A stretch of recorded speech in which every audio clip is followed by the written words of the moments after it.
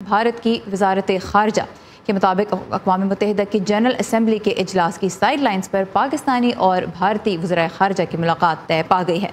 ताहम भारत ने वाज़ेह किया है कि फ़ैसला मीटिंग का हुआ है, डायलॉग या मुज़ाकरात का नहीं। और इसके अलावा भारत ने पाकिस्तान के वज़ीर आज़म इमरान खान की जानिब से अमन मुज़ाकरात बहाल करने के लिए भारतीय वज़ीर आज़म नरेंद्र मोदी को लिखे गए ख़त की वसूली की तस्दीक भी कर दी है। भारत में इस हवाले से कैसा रद्द-ए-अमल सामने आ रहा है, जानने के लिए हम बात करेंगे दिल्ली में वॉइस ऑफ अमेरिका की रितुल जोशी से। तो रितुल, कुछ देर पहले हमने देखा कि जो Indian ministry of external affairs है, उनकी वजारत ख़ारजा, उसकी प्रेस ब्रीफिंग में पाकिस्तानी वज़ीर आज़म की जानिब से ख़त मिलने की तो कन्फर्मेशन हो गई। मज़ीद क्या अहम नुकात सामने आए हैं और उस पर फिर इंडियन मीडिया क्या रद्द-ए-अमल ज़ाहिर कर रहा है?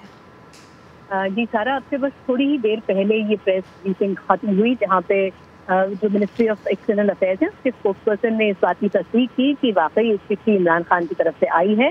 उन्होंने ये भी बताया कि पाकिस्तानी फॉरेन मिनिस्टर शाह महमूद कुरैशी की तरफ से भी एक चिट्ठी आई है जो इंडियन फॉरेन मिनिस्टर को लिखी गई थी।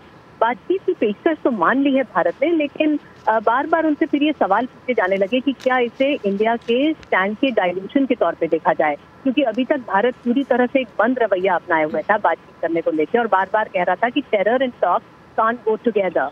तो ये बार बार उनसे पूछा गया कि क्या ये स्टैंड डाइल्यूट किया जा रहा है, तो उनका ये कहना था कि इस मुलाकात को सिर्फ मुलाकात के तौर पे देखा जाए, इसे डायलॉग ना समझा जाए, इसे रिजम्पशन ऑफ डायलॉग ना समझा जाए।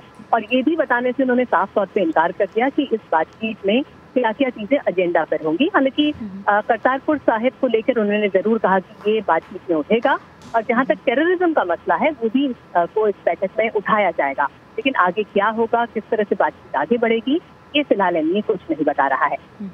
अच्छा, ये बताइए, पाक भारत ताल्लुकात में जो कशीदगी है उसकी वजह से सार्क के मुस्तकबिल पर भी एक सवालिया निशान अब तक मौजूद है, उस हवाले से क्या ब्रीफिंग में कोई बात की गई? देखिए सारा, ये बड़ा अहम सवाल है क्योंकि ये तस्दीक तो उन्होंने कर दी है एनडीए के स्पोक्सपर्सन ने कि इस बार यूएनडीए में जो हमेशा होता है साइडलाइंस पर सार्क फॉरेन मिनिस्टर्स की बैठक भी होती है, उस मीटिंग में इंडियन फॉरेन मिनिस्टर हिस्सा तो जरूर लेंगी, लेकिन सार्क समिट जो पिछली सार्क समिट होनी थी 2016 में नवंबर में इस्लामाबाद में ही होनी थी, वो पोस्टपोन कर दी गई थी क्योंकि उरी का अटैक हुआ था उसी टाइम पे और भारत ने कह दिया था कि ऐसे हालात में सार्क समिट नहीं हो सकती। उसके बाद एक के बाद एक सभी बाकी मुल्क भी बैकआउट कर रहे थे और तब से अब तक कोई सार्क समिट नहीं हुई है।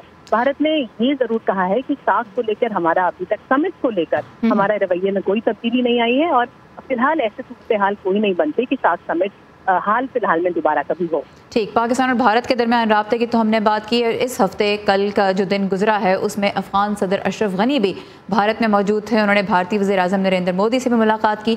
क्या अहम नुकात उसमें से सामने आए हैं, कोई ऐसी हाईलाइट्स जो आप बता सकें?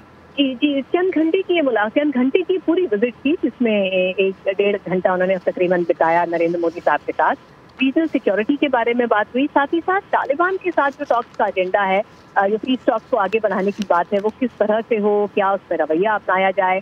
भारत बार बार ये बात कहता रहा है कि ये जो भी पीस प्रोसेस होगी वो अफगान लेड और अफगान ओन्ड होनी चाहिए। आपको याद होगा अभी इंडो पाक 2+2 डायलॉग हुआ था, उसमें भी अफगानिस्तान का मुद्दा उठा था क्योंकि पूरे खित्ते में भारत भी एक बड़ा प्लेयर है और अफगानिस्तान में पीस हो ये उसके लिए भी बड़ा अहम हो जाता है। तो इसको लेके सिक्योरिटी को लेकर और पीस को लेकर बातचीत हुई। आपको ये भी पता है कि अगले महीने अब इलेक्शंस भी होने जा रहे हैं अफगानिस्तान में, तो गनी साहब के लिए इस वक्त ये बहुत जरूरी भी है कि वो अपनी पोजीशन कंसोलिडेट करें और आसपास के जो मुल्क हैं वहाँ पर एक तरह से अपने लिए पूरा सपोर्ट ज्यादा करें। तो उस तरह से भी इस विजिट को देखा गया सारा।